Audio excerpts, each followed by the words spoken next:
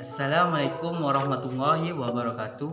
Perkenalkan, nama saya Badrus Soleh, NIM 20213000027. Prodi Teknik Elektro kelas A Makul Probabilitas dan Statistik.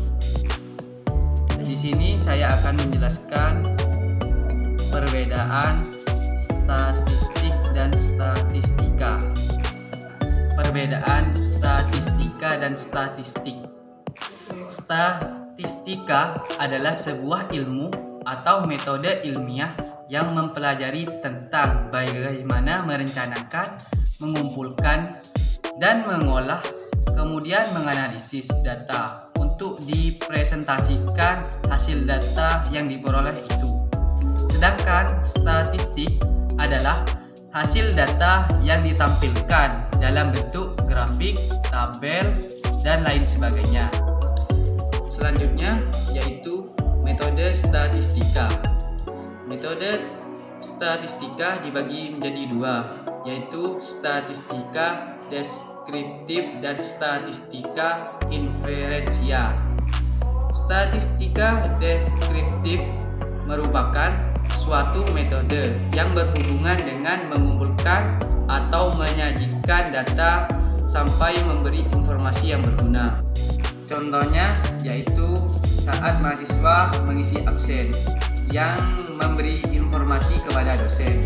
Yang kedua, statistika inferensial.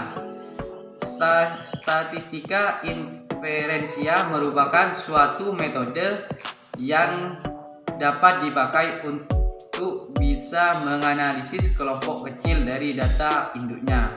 Contohnya yaitu saat mahasiswa mengisi absen itu akan ketahuan yang mana tidak masuk, yang mana izin, dan yang mana itu sakit.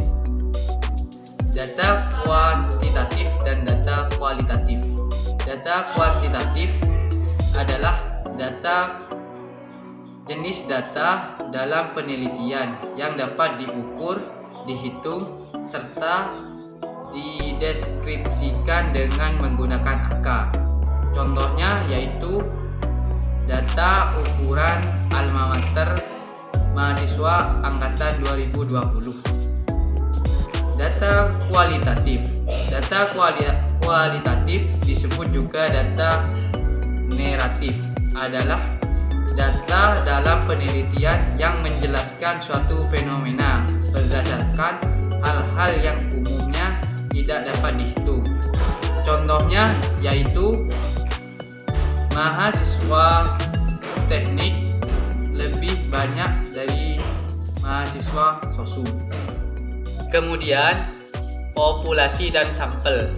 Populasi adalah objek atau subjek yang mempunyai kuantitas dan karakteristik tertentu yang akan diteliti, yang dapat berupa orang, benda, peristiwa, dan lain-lain, yang di dalamnya dapat diperoleh atau dapat memberikan informasi atau data penelitian yang kemudian dapat ditarik kesimpulan. Contohnya yaitu Prodi Teknik Elektro mahasiswa angkatan 2020 yang berjumlah 157 orang.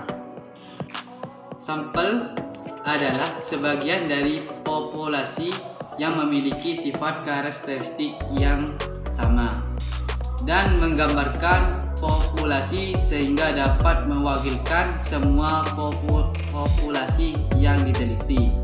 Contohnya yaitu dari 157 mahasiswa itu diambil seperempat dan diacak untuk diteliti. Kemudian cara pengumpulan data. Pengumpulan data dibagi menjadi dua, yaitu sensus dan sampling. 1. Sensus. Sensus adalah cara pengumpulan data apabila seluruh elemen populasi diselidiki satu persatu. Data yang diperoleh tersebut merupakan hasil pengolahan sensus yang dibuat sebagai data yang sederhana. Contohnya yaitu jumlah mahasiswa di Universitas Nurjadid sekian. Yang kedua, sampling adalah cara pengumpulan data apabila yang diselidiki berupa sampel dari suatu populasi. Data yang didapat dari hasil sampling merupakan data perkiraan. Jadi, jika dari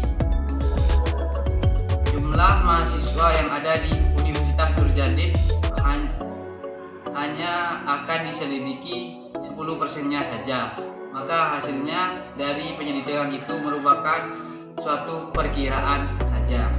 Selanjutnya, penyajian data. Mengapa data perlu disajikan dalam bentuk tabel atau grafik?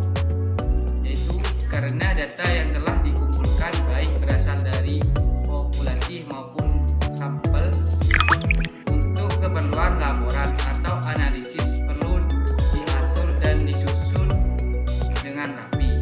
Secara garis besar ada dua cara untuk menyajikan data, yaitu dengan menggunakan tabel dan grafik.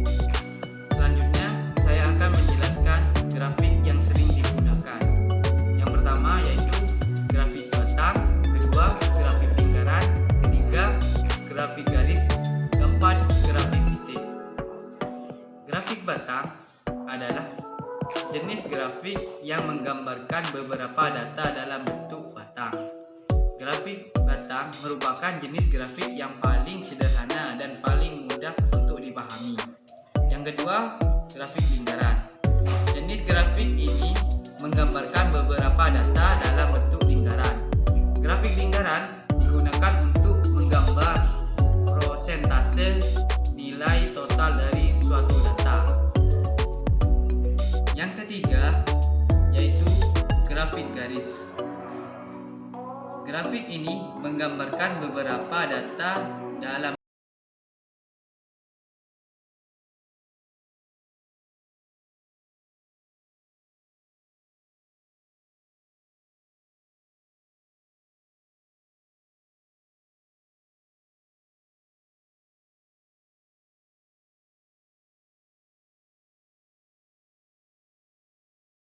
atau menerangkan suatu data yang akan disajikan menggunakan titik. Terima kasih telah menonton video ini. Jika ada kata-kata yang tidak mengenakan, saya minta mohon maaf sebesar-besarnya. Demikian dari saya. Wassalamualaikum warahmatullahi wabarakatuh.